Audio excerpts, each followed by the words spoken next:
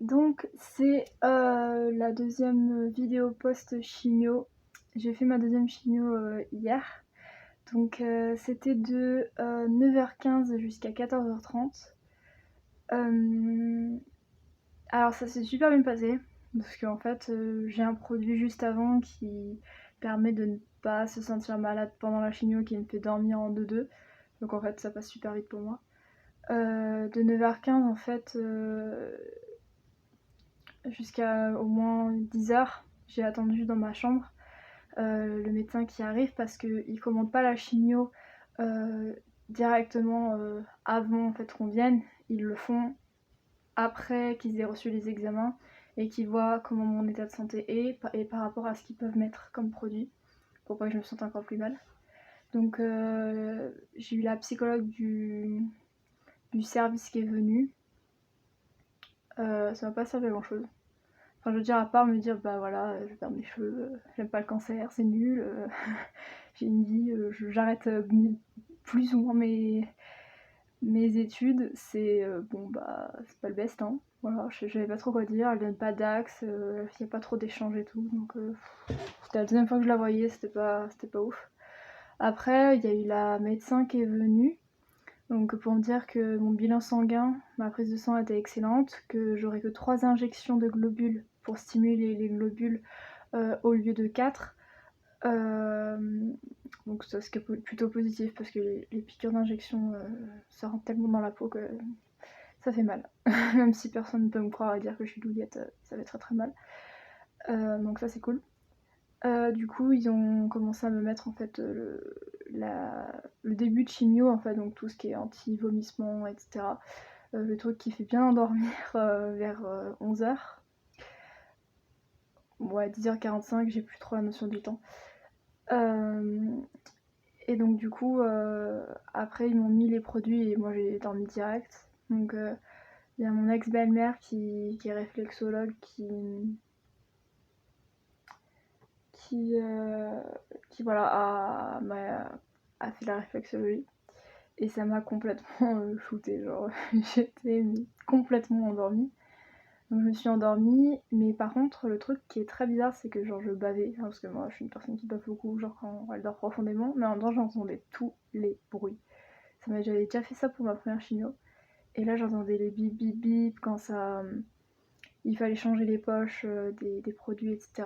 Puis j'entendais les personnes qui parlaient, alors est-ce qu'elles préfèrent du riz ou un sandwich? Ma mère elle était en mode, bah plutôt sandwich. Du coup oui, ma mère elle reste toujours avec moi, et du coup je vais avoir une chambre seule en fait pour le reste du temps. On va dire grâce du coup à mes problèmes psycho. Donc ça s'est fini à 14h30 sans problème. Alors forcément la fatigue c'est un très très gros effet on va dire indésirable, mais qui est toujours présent, omniprésent. Et j'ai commencé à avoir eu mal au ventre en fait. Et je sais pas pourquoi.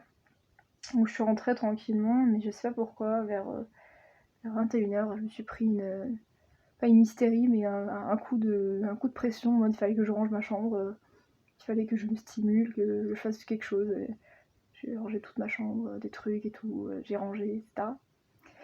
Donc mon copain il est un peu dans le... Et qu'est-ce que tu fais? Donc là ça va, j'ai un peu un mal de tête, c'est un peu fatiguée, mais ça peut aller, je peux me déplacer, je peux faire des trucs. Et j'ai l'impression de pas avoir eu de chimio en fait. J'ai toujours mes cheveux. On m'a dit que mes cheveux partiraient au bout de la 3e semaine, donc à partir de lundi, là, la semaine prochaine. Et j'ai demandé si j'allais grossir. Elle avait pas compris la question, mais en tout cas, elle m'a dit oui, que j'allais reprendre mon poids initial, parce que je lui ai dit que j'avais perdu 6 kilos. Et que voilà. Elle était super gentille, l'infirmière ultra gentille aussi. C'est vraiment une super équipe. Et du coup, voilà. Je pense que je referai une vidéo un peu plus tard par rapport aux effets indésirables et comment je me sens. Mais là, pour l'instant ça va. C'est chill, comme on peut dire. Et j'ai un autre psychologue à 19h30, donc on va voir ce que ça donne. Là, c'est une vraie psychologue pour tout et pas que pour le cancer. J'ai enfin trouvé un psychiatre, ce qui était important pour moi, pour mes médicaments psycho. Et je vais, alors ça n'a rien à voir, mais j'ai envie de parler de ça.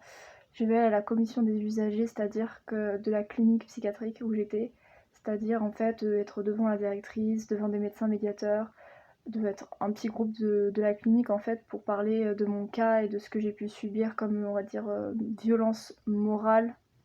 C'est un très grand mot, mais en tout cas ça m'a fait beaucoup de mal en fait sur certains points. Donc j'ai pas envie de les emmener au tribunal parce qu'on sait très bien qui va gagner, hein, c'est la clinique privée. Mais juste parler de mon point de vue et que ça se passe pas avec les autres patients. Donc ça c'est mon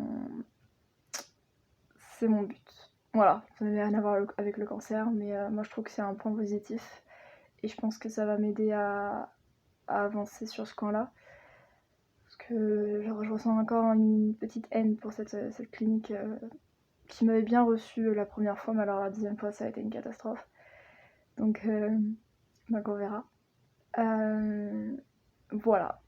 Donc par contre, pour revenir au cancer, là j'ai eu une petite boule en dessous de ma cicatrice. En fait, c'est un ganglion qui a germé. Du coup, ça avait une énorme bosse en fait. Bon, c'est pas une petite boule, c'est une énorme bosse. Et j'ai toujours du coup ma super. Je vais me lever un peu. Ma super cicatrice.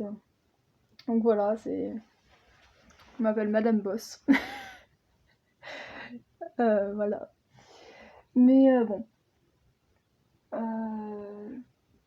Lundi, je vais découvrir ma perruque, comment elle est, ma perruque officielle, et la couper, faire comme je veux, faire une frange, etc. Donc ça va être sympa. Et lundi après-midi, j'ai la socio-esthéticienne pour me montrer comment faire mes sourcils, parce qu'ils vont un petit peu tomber, les cils vont tomber, donc comment savoir me maquiller. Ce que je ne sais pas faire, parce que je me demandais, vous savez vous maquiller, j'étais en mode, bah, à part de l'eyeliner que je mets en mode trop pourri, on dirait une fille de 10 ans qui se maquille, non.